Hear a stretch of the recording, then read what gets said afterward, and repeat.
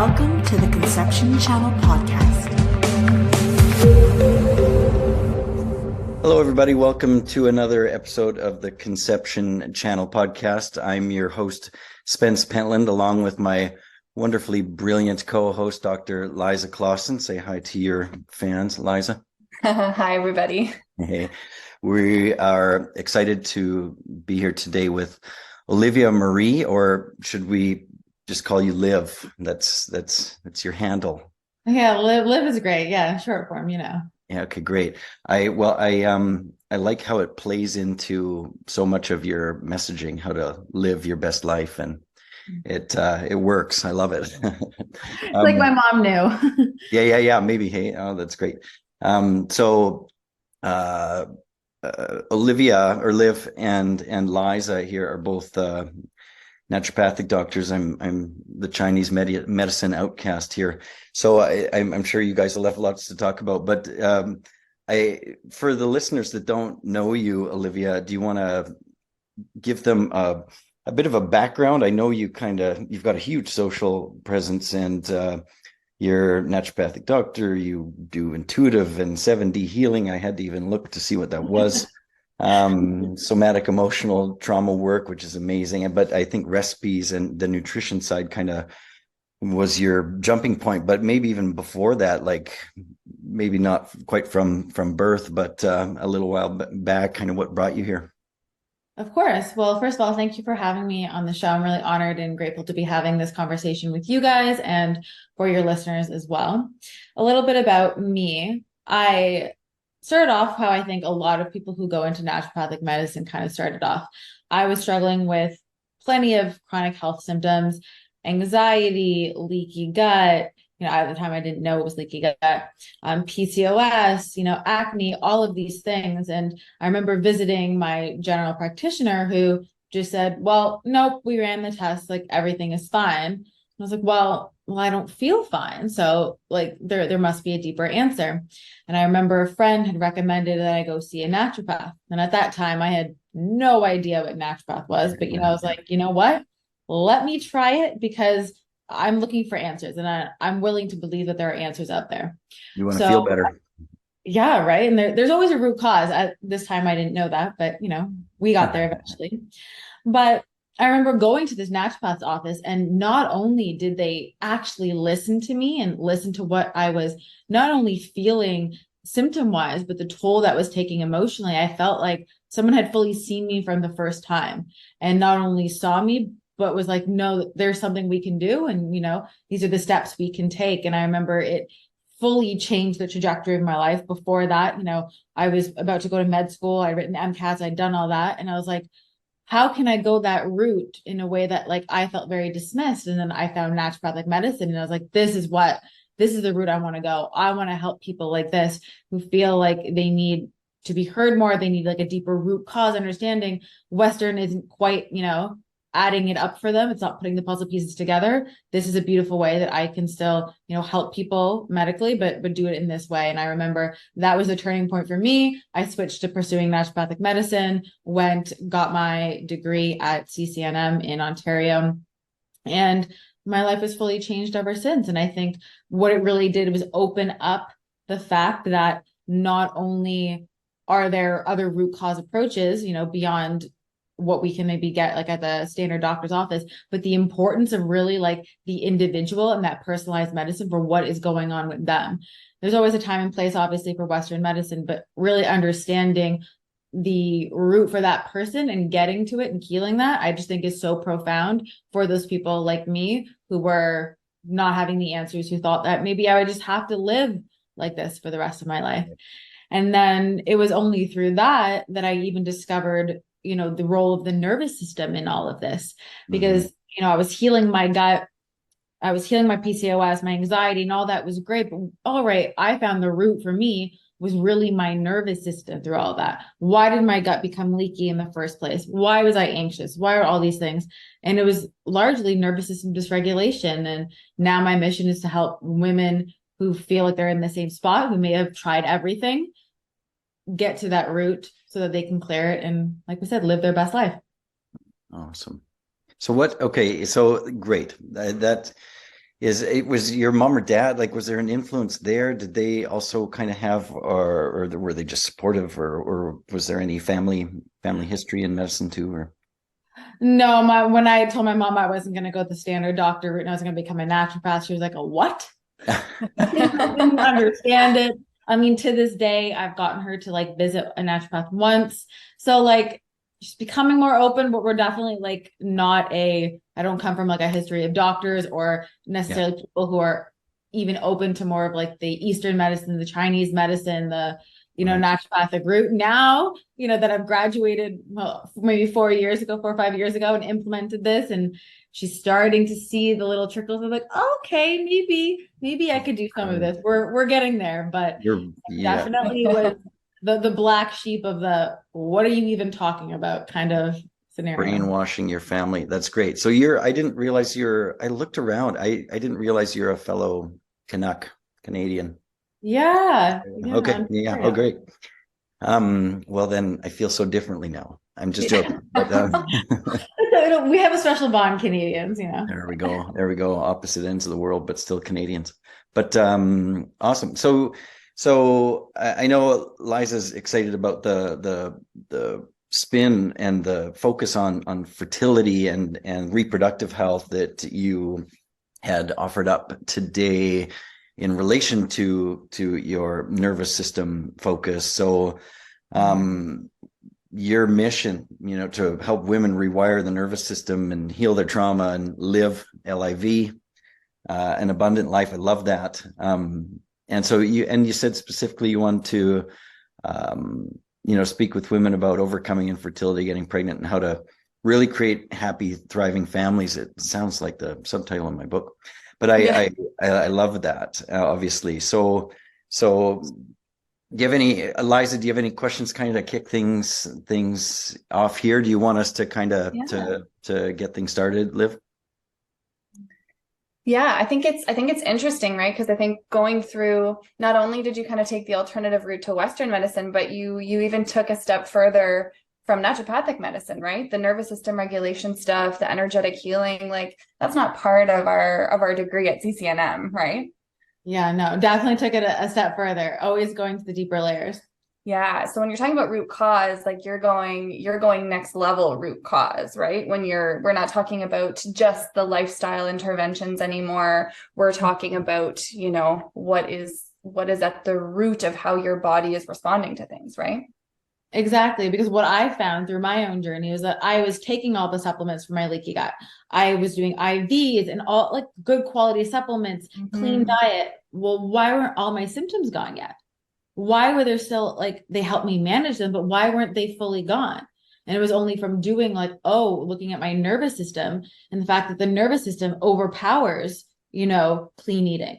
So you can be eating clean, but maybe your body's not absorbing the nutrients because you're in fight or flight. So you're getting bloated from an avocado, which we all know you shouldn't be getting for. Like it's good, it's nutritious, right? So through that nervous system work, I was like, all right, can I go even deeper than some of the things we're kind of taught there to really look at what is beneath all that?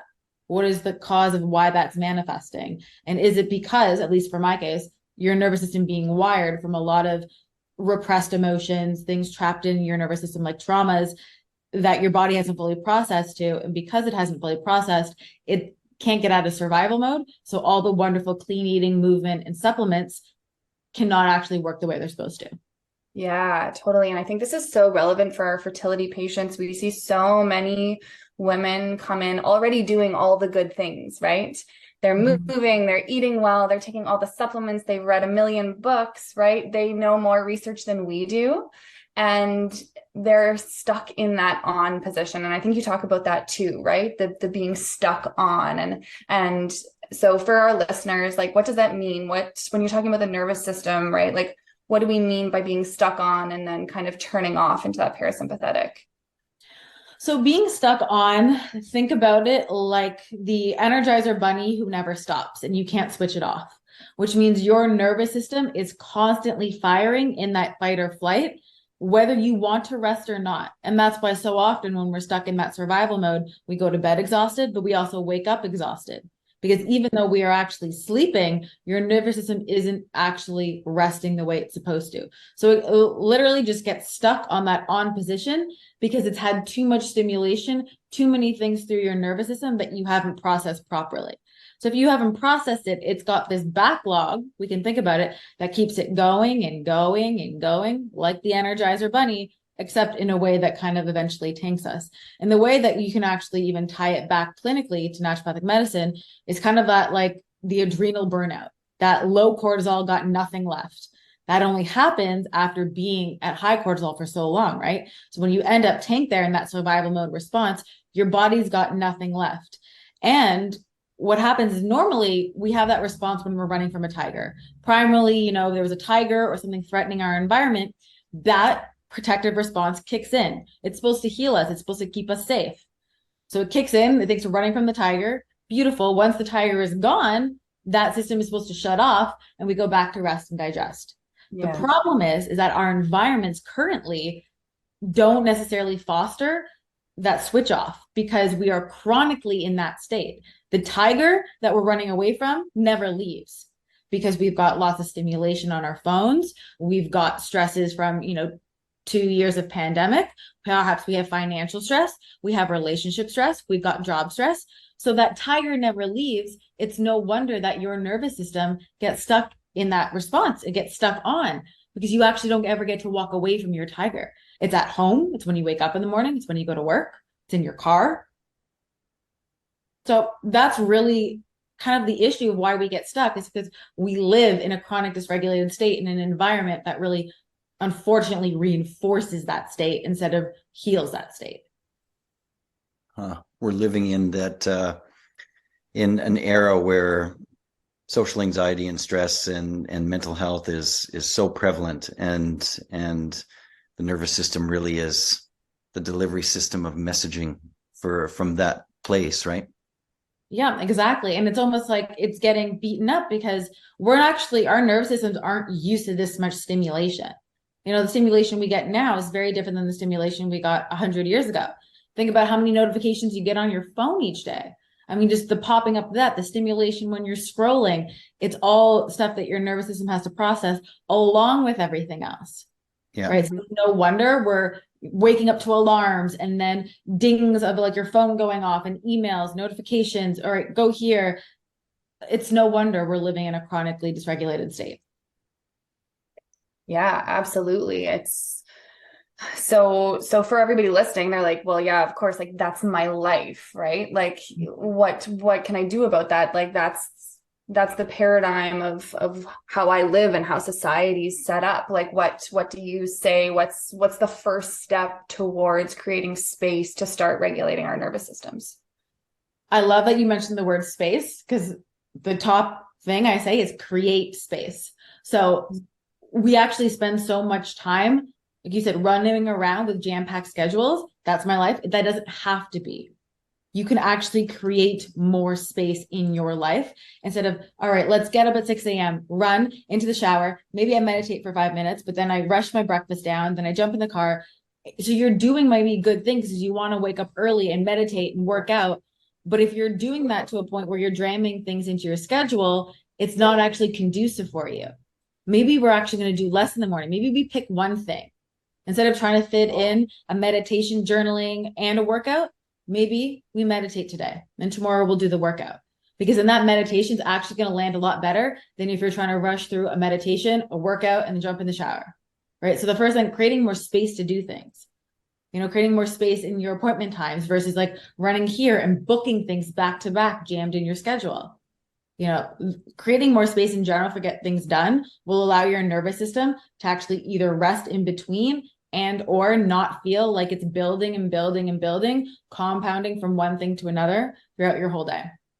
And then the next thing I always like to say is there's always ways that we can set up boundaries and minimize stimulation, no matter who you are. Can we turn off notifications on your phone? Can we put it on do not disturb? Can you have times where you go into your email? Instead of having an email ding your phone every single time it comes in, can you say, all right, I'm going to check it in the morning when I get to work, and maybe I'll check it in the evening, or maybe it's once a day, depending on your job. Can you have it so it's on do not disturb in case, a partner or kid calls with an emergency? Otherwise, it's not there. Can we have our phone away from us on non-work days where we're not needed? Can we walk away from it?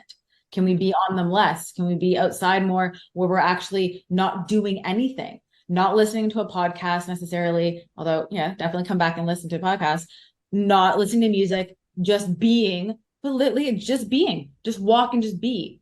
Can you sit and just be? You know, so many of the women I encounter have trouble just sitting for 15 minutes on their couch, no phone, no TV, no book, nothing stimulating them, have a cup of tea and just sit and be.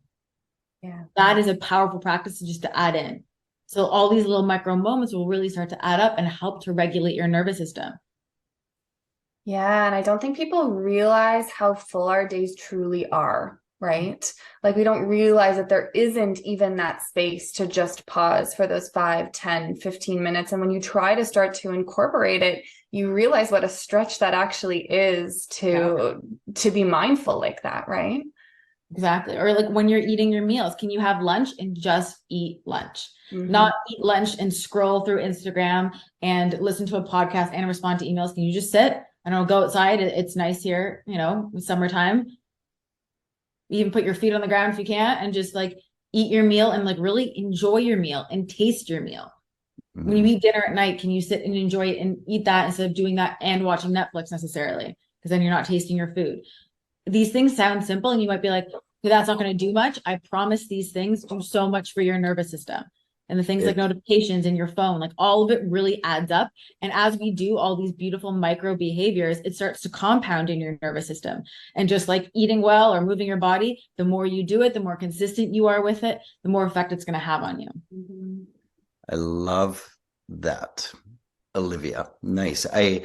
People come into clinic always looking for something that's going to work or fix or something simple or another supplement or and you also you might have the knowledge that it's these things that are going to regulate my nervous system and downstream effects of nourishing my reproductive system and fertility, but you also can't just throw at people, well, you've got to be less busy, you know, because that's going to cause stress and there's no tools, there's no specifics involved. So I like how you get granular on here's a day, let's look at it. And because everyone's different, what works for one woman might not work for the next at all, you know, in putting their phone away or being mindful with dinner or whatever it might be. So I love how you're exempling a lot of because that's what we see in clinic works too. Yeah, I always like to try to give examples of like things you're already doing. You're already going to eat your meal. Is there something we can do to regulate your nervous system while you're eating? Well, yeah, we can not be in our phones. We can be present. Like those are things you're already doing. All right, you're already going to get up early to do something for like the workout and meditation. Maybe we pick one of those because jam packing it's too much. So we're already doing that. So by stacking those things, it makes it a lot more doable for a lot more people. And of course, you can stack as many of these as you want. You can make them longer as well. But I truly believe that there's something everyone can do, no matter how quote unquote busy they are in their schedule, to help regulate their nervous system. Yeah, it's not always about adding something or doing something new. Like, because the most common question is, what else can I do? And it's maybe not what else you can do. It's what you can don't, or what you can subtract, or what you can take away, or you can change the way you do instead of always adding. It's that hyper wellness phase of stress when people think they got to do all these things to get fertile, quote unquote. Absolutely. It's so true, because like how many times do you think about, oh, what can I do? How more can you be? Can you just be? And like slow down. And when we think about especially fertility in women, we have like 28-day cycles. We don't have 24-hour cycles like men. So like even honoring your cycle and those different energy points of resting more during those points are actually going to be a lot more nourishing for you. Creating that space is going to feel a lot more nourishing. Your hormones are then going to feel more nourished. Right. So it is still taking care of you, but like just being is probably one of the things that most women don't do enough, is practicing just being and simply being with a cup of tea or with the meal that you're eating. I think, Liza, I'm going to defer to you here, because I think it also, what you're explaining also maybe needs to shift according to their cycle. What can and can't be done in their, around ovulation might be very different, as far as treatment, quote unquote, plan premenstrually. So like, is what have you kind of noticed, maybe Liza, is helping women in coordination or in harmony with their cycle? Yeah, absolutely. I think it is that awareness that our energy reserves and our capacity to take on stress and change varies based on where we are in our cycle. And when we tune into that, then we understand also why sometimes we feel like we have less capacity to do things at certain points, and we don't make ourselves wrong for that. And we can give ourselves that grace and space that we need proactively versus waiting for, a terrible premenstrual period or menstrual pain to kind of knock us out and force us to rest.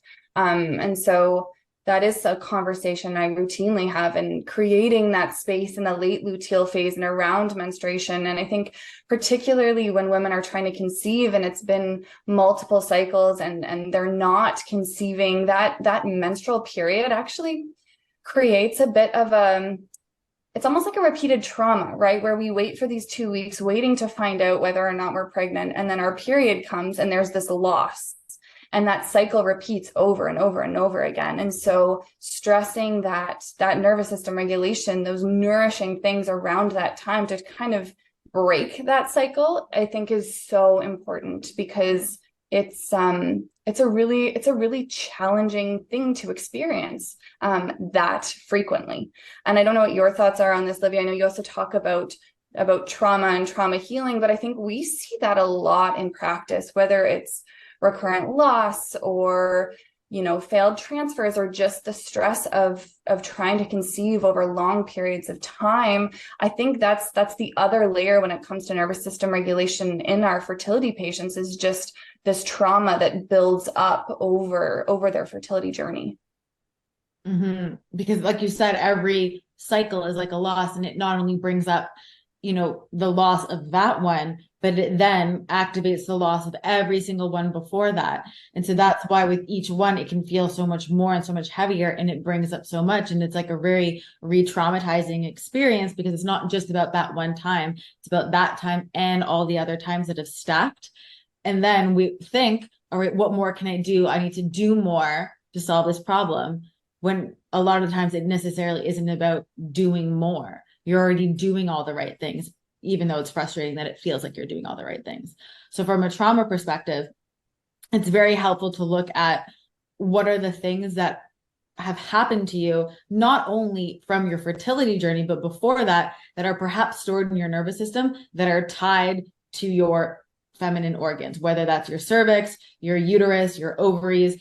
These things tend to house different emotions. They tend to house different experiences. We store trauma in different parts of our body, depending on what kinds they are, especially when we think about fertility and like the emotions and trauma that are stored there. A lot of it has to do with feminine energy, and feminine energy is kind of like the opposite of like masculine energy. You need both, but so many women are very hyper in their masculine, which is like perfectionism, overworking, hyper body focused, hyper direction focused, that go, go, go type of energy, not realizing that if they were to actually slow down, incorporate more of those regulating practices, they would actually receive like a lot of what they actually want to receive. But when we're stuck in that response of like, what more can I do? It's a very outward action, thinking we need to do more instead of the being more. Mm-hmm. And I think it's a hard transition from being in that kind of, and I would warrant that that's more of like a fractured masculine type of energy, right? The kind of over controlling, the overdoing, right? Versus the kind of supportive, grounding, more like divine masculine energy. But it's really hard to move from that state into that like state of relaxed receptivity that I think we all agree is needed for conception and on the fertility journey. And I think something you mentioned before about like adding in things versus taking things away, like I think that's a more approachable conversation for women who are used to this like doing. It's like, how can I add in spaciousness, right? Versus what can I take away, right? Even just framing the conversation that way, I think changes receptivity to the slowing down? You can definitely like add into your Google Calendar, put in space. If Yeah. it's like, this is space from 12 to 2, I rest. And so like if it visually helps your eyes like see it, like, oh, I'm busy, but it's busy with rest, beautiful. But I also say, like, if things come up because it challenged you to just be, let's look at why it's so unsafe for you to slow down, because there are deeper roots there. Mhm. If it is unsafe, that means that there's deeper like trauma, there's belief somewhere in your nervous system that in order for me to be safe, I need to operate in this go, go, go kind of way. Mm-hmm. So I love what you guys are touching on, and as a from a male perspective,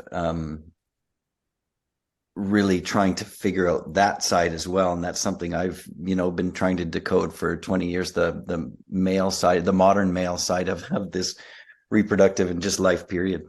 But and as it coordinates with female counterparts, if that is the union.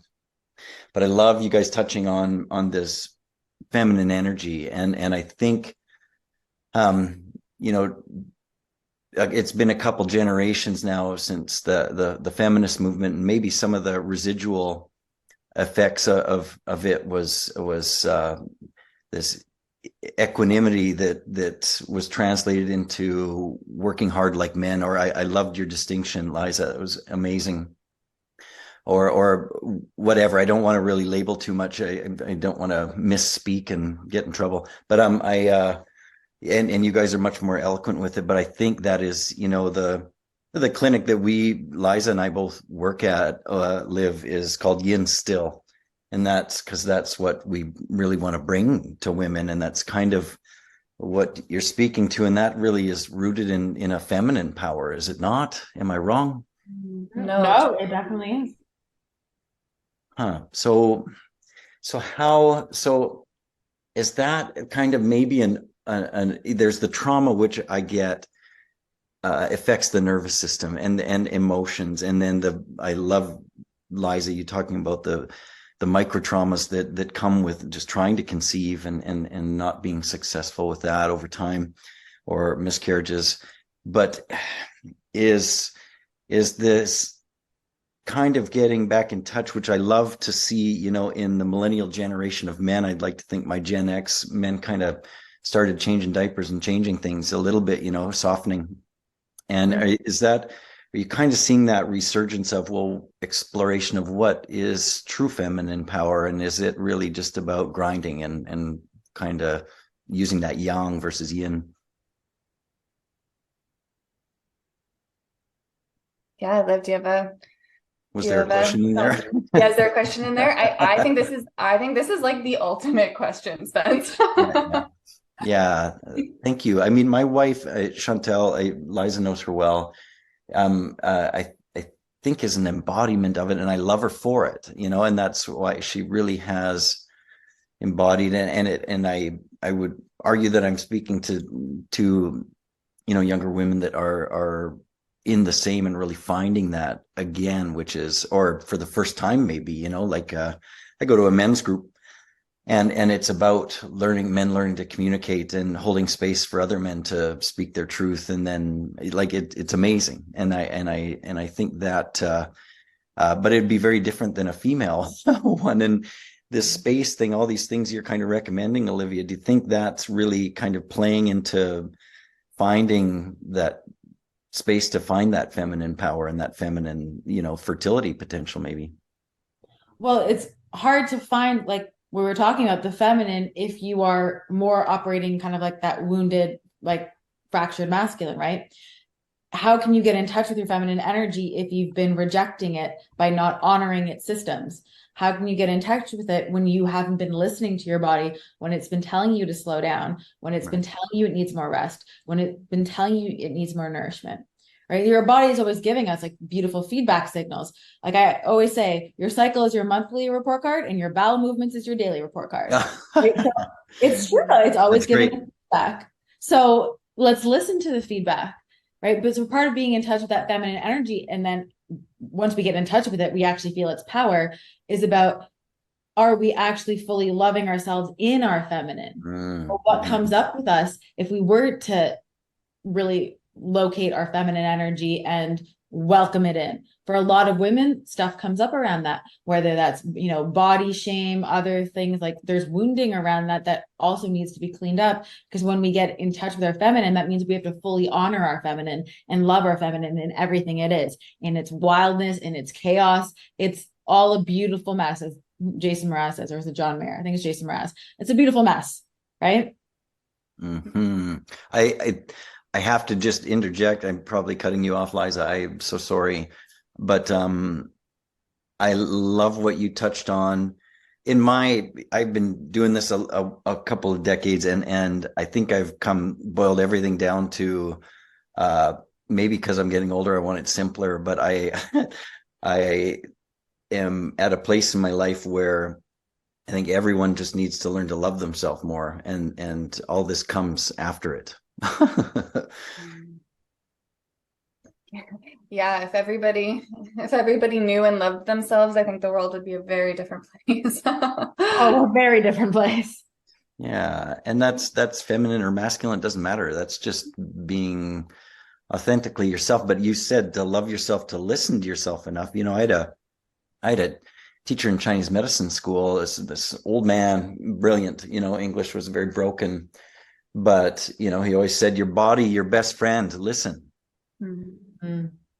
That's it. And I think you're speaking to that, and that's nothing more than a different pair of lenses looking at, well, love yourself and listen, right? And it can take time too. Like if you're not used to listening to yourself, it takes time. It's like a muscle that you have to stretch and work at if you're not used to listening to yourself, to then build that trust back with your body. But I think for a lot of women, what happens, whether it's their fertility journey, you lose trust with your body because you feel like your body is not doing what you want it to do.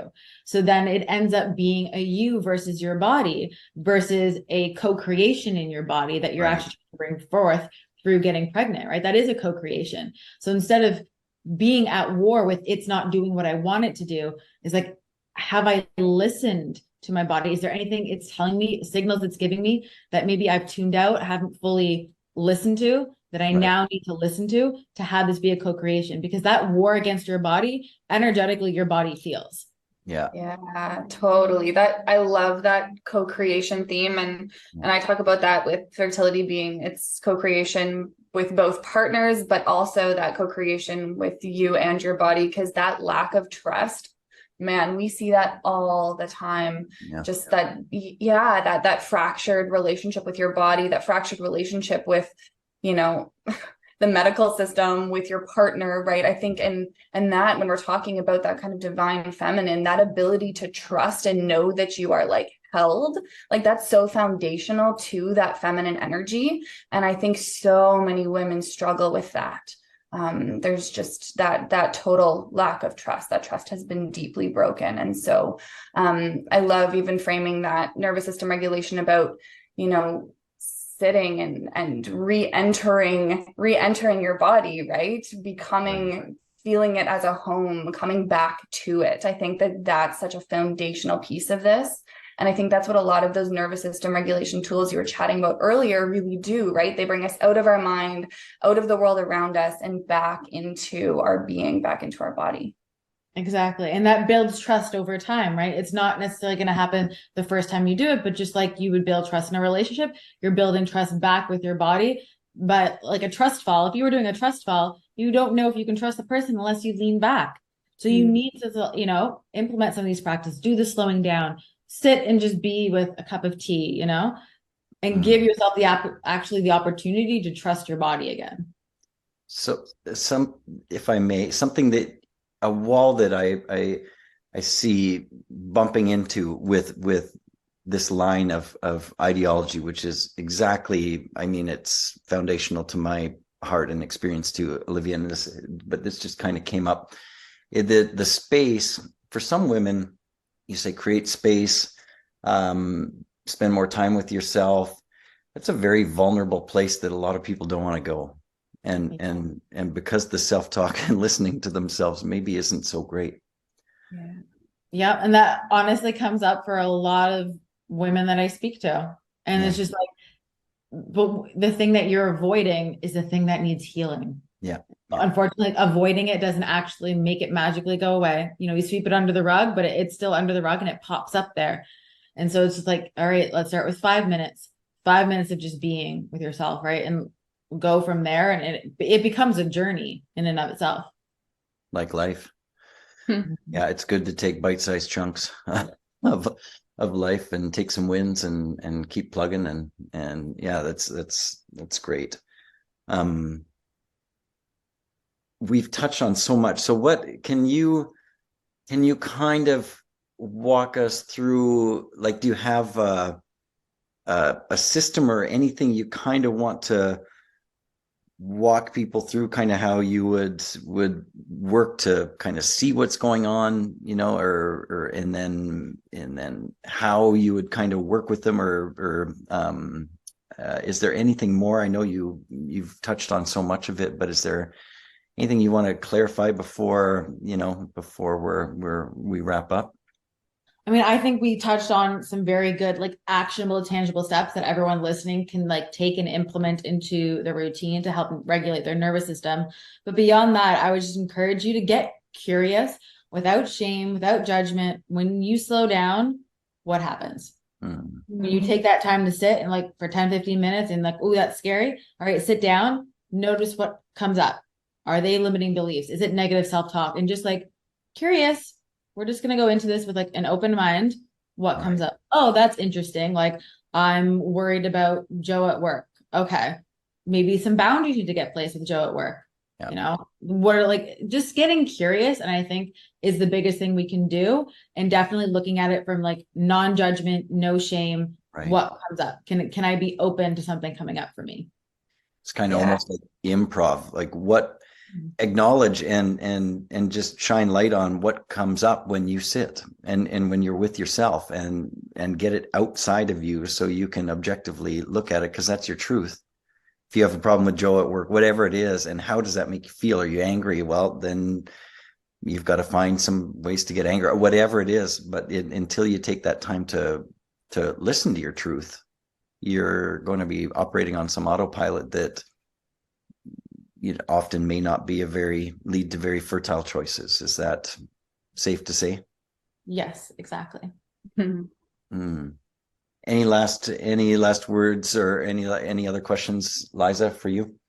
No, I think that was great. And I love that reminder just to do that with non-judgment, right? Just with kindness and with that objective look into it, right? Almost sometimes I describe it as looking at, like, a scientist, right? Take yourself out of it, take your emotion out of it, just observe what's coming up for you and don't make yourself wrong about it. I think that's so important. So thank you for reminding us of that, Olivia.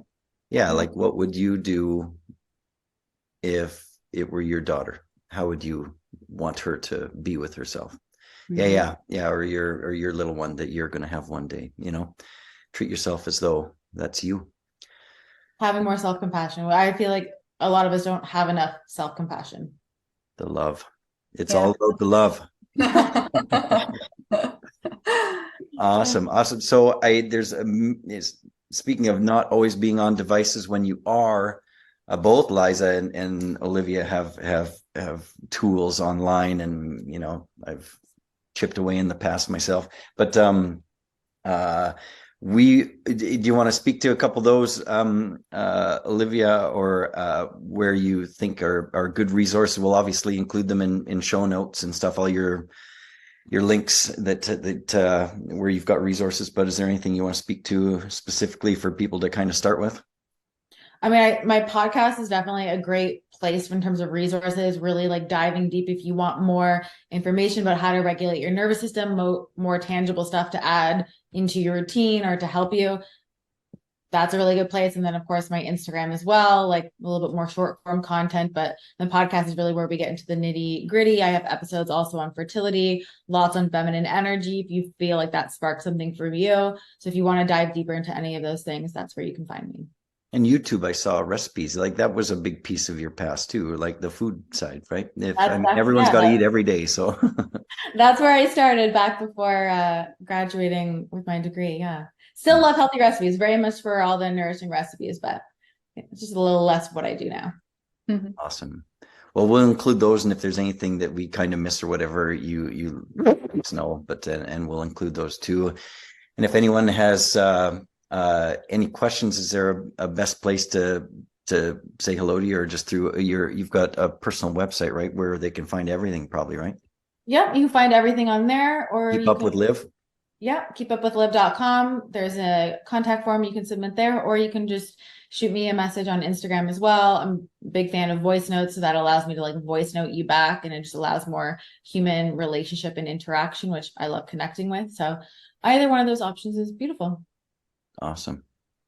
Well, from my wonderful, brilliant co-host Liza and myself, we bid you adieu and thank you so much. Thank you for having me.